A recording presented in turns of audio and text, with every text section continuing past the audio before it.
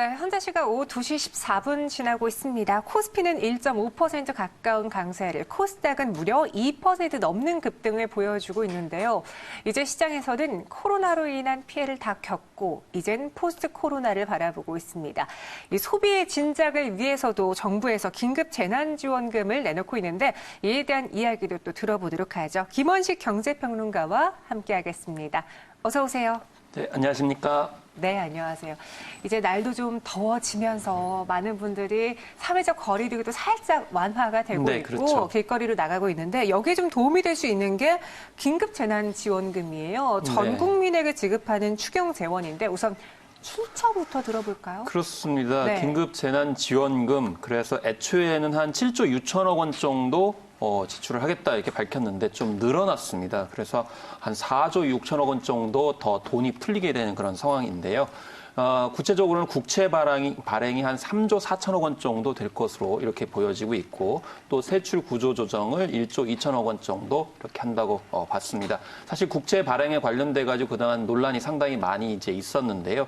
여기서 좀 주목을 해야 될 것이 바로 추가 세출 구조 조정입니다. 이게 이제 말은 어려운데 사실 어떻게 보면은 정부 부처의 예산을 줄여 가지고 긴급 재난 지원금에 지출하겠다 이렇게 얘기한 건데 구체적으로 보면은 코로나19 때문에 행사들이 좀 줄어들었습니다. 그래서 여기에서 한 320억 원 정도 가져오고요. 또 행정부, 입법부, 또 사법부의 국외 연수비를 한 35억 원, 또 사회 간접 자본을 감액해서 한 2,100억 원 정도 조성한다고 이렇게 밝혔고, 또 국방 분야에서도 한 850억 원 정도 줄여가지고 조달하고, 또 개별 사업별 집행 상황들 점검해가지고 또 기타 행정부에서의 예산을 한 1,900억 원 정도 이렇게 가져오고 또 34개 부처의 연가보상비 등 한 820억 원 정도 그리고 군경 유류비 추가 감액도 700억 원 그리고 주택도시기금의 예탁 확대로 한 4,900원 정도 이렇게 짬짬이 모아가지고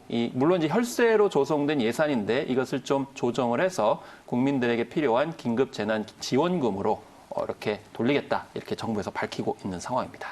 그럼 이 긴급재난지원금은 전 국민이 받을 수 있다고 했잖아요. 그렇습니다. 처음에는 70% 정도에 한정된다고 했었는데 이게 이제 전반적으로 이제 문제가 있을 수 있기 때문에 전 계층으로 확정을 한 상황이죠. 그러면은 신청을 해야 되는 건지, 뭐 세대주만 받을 수 있는 건지, 뭐 주민등록상 주소지도 좀 따져야 된다고 하는데 복잡하긴 하네요. 그렇습니다. 네. 일단 조회도 이 긴급재난지원금 누리집, 그러니까 인터넷 사이트로 들어가셔서 네. 세대주만 하실 수가 있는 그런 상황입니다. 그래서 시점을 보면은 3월 29일 기준으로 주민등록표에 기재된 세대를 기준으로 해서, 그러니까 세대를 중심으로 해서 지원금이 가해지고 그 대표자로서 세대주가 신청을 할 수 있게 됩니다. 그런데 여기서 이제 건강보험 상의 문제를 또 짚어봐야 되는데 주민등록표상의 세대가 분리돼 있다 하더라도 건강보험법상의 피부양자로 등재가 돼 있으면은 배우자와 자녀는 한 가구로 이렇게 포함이 되는 것으로 보이게 됩니다.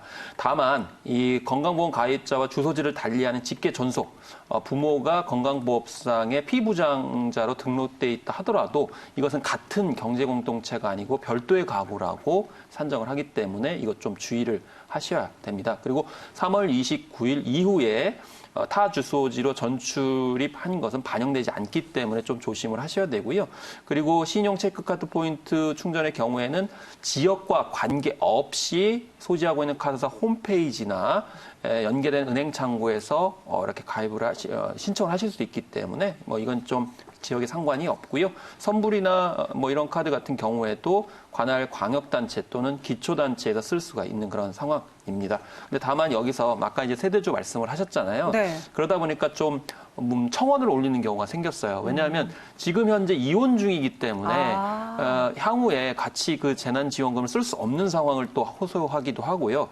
그리고 중환자이신 경우가 세대주에 있을 수 있고 실종이나 가출 등으로 인해서 내왕이 없는 경우 이런 경우에는 좀 어려움이 있다라는 것입니다. 그래서 이 세대의 가족 구성원 전체의 대표자인 세대주로 이렇게 지원을 하다 보니까 이런 문제가 생겨서 여기에 대한 좀 보완책이 필요해 보입니다.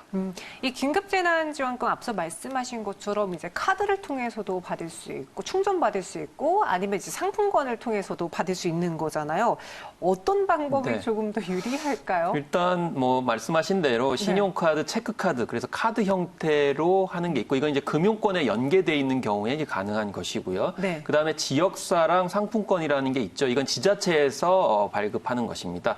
지료, 모바일, 카드 이렇게 세 가지 종류가 있고요. 선불카드고 따로 이제 이렇게 하나를 이제 신청을 할 수가 있는데 뭐 11일부터 신용 체크카드로 이 신청을 하실 수 있는 거 잘 아시겠고요. 18일부터는 카드사와 연계된 은행에서 신청을 이제 창구에서 하실 수가 이제 있겠습니다.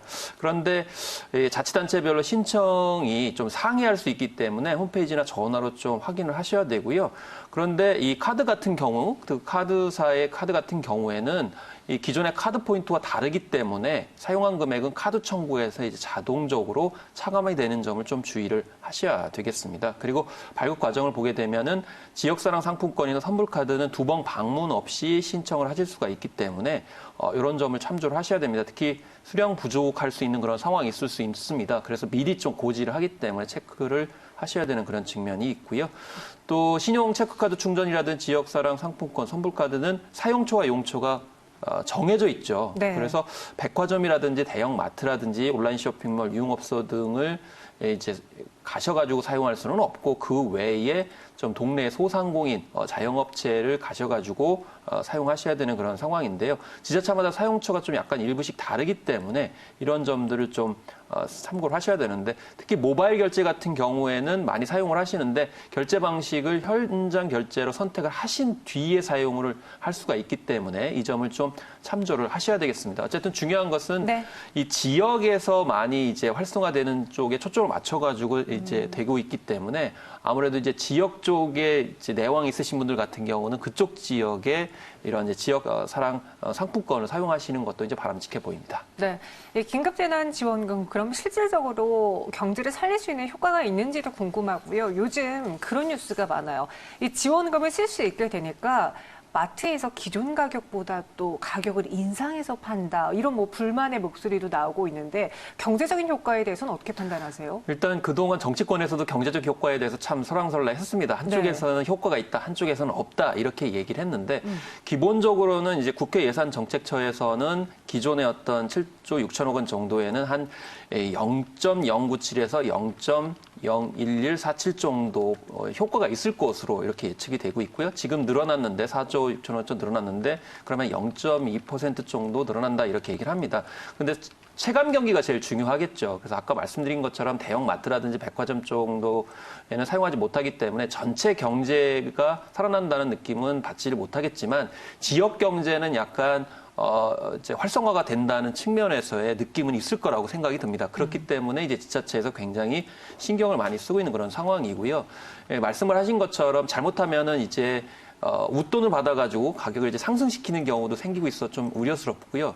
또 한편으로는 일종의 재난지원금 깡이 이제 등장을 하고 있습니다. 왜냐하면 이제 세대주라든지 지역이 한정돼 있기 때문에 그런 이제 부작용들은 좀 조심을 이제 해서 유지가 돼야 된다 이런 생각이 들고요. 한편으로는 이 30%에 해당되는 고소득층 혹은 상위층이 어떻게 소비를 하느냐에 따라서 경제 효과가 달라질 거라는 지적이 많습니다. 왜냐하면 상위 30% 같은 경우는 이미 돈이 있는 상황 속에서 이 지원금을 받는다 하더라도 대체 효과밖에 안 되기 때문에 그런 면에서 이 상위 30%가 얼마나 더 이 지출을 하느냐에 따라서 경제 효과가 좀 달라질 것으로 이렇게 예측이 되고 있어서 이분들의 어떤 소비 진작 유인책도 좀 필요해 보인다는 것입니다. 네, 그럼 이 지급 이후에 국가 재정 건전성에는 악화가 없는지, 만약에 또 그런 악화가 있다면, 부작용이 있다면 우리 시장이 빠질 수도 있는데 우리 증시에 또 어떤 영향을 줄지도 같이 이야기해 주시죠. 그렇습니다. 지금 국가 채무 비율이 42% 좀 넘어갈 거라고 생각이 들고요. 근데 네. 이제 정부 쪽에서는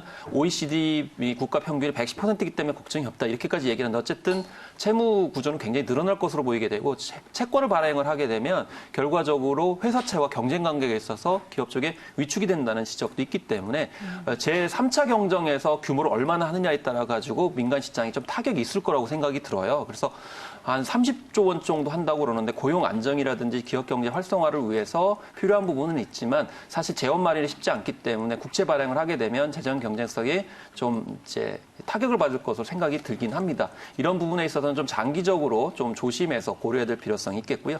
증시에 있어서는 전반적인 어떤 전 업종의 영향은 좀 없겠지만 지금 현재 재난 지원금을 어디다 쓸 거냐고 여론조사를 좀 해보면 식료품비에 쓰겠다라는 응답이 상당히 많이 있습니다. 그렇기 때문에 아마 식품 회사, 식품 주가에 영향이 있을 거로 생각이 들어서 뭐 농심이나 오리온, 삼양 그리고 뭐 그 외에 식품 업체들이 일정 정도 영향을 받아가지고 이제 주가가 오를 것으로 혹은 영향을 받을 것으로 이렇게 전망이 되고 있는 그런 상황입니다. 네, 코로나19로 식품주가 또 수혜를 볼 수 있다라고 하니까요. 전체적인 경제 상황 그리고 수혜주도 한번 찾아보시기 바랄게요. 지금까지 김원식 평론가와 함께했습니다. 고맙습니다. 네, 감사합니다.